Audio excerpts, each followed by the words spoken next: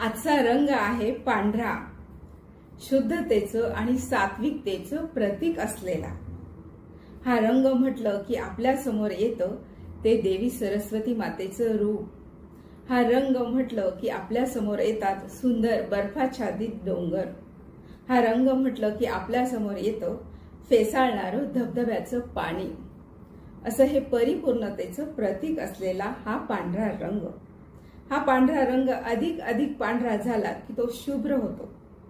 असा हा रंग कुठल्याही रंगांमध्ये अगदी अलगद मिसळून जातो, कुठलाही आपला मीपणा ठेवत नाही।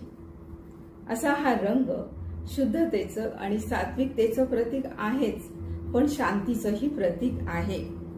हा रंग आवडणाऱ्या व्यक्ती सुंदर नीटनेटक्या असतात आणि प्रचंड आशावादी असतात। असा हा यशाची चांगली सुरुवात करणारा रंग, आपल्या यशस्वीतेचं प्रतीक असणारा रंग।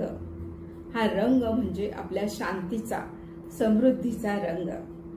धन्यवाद।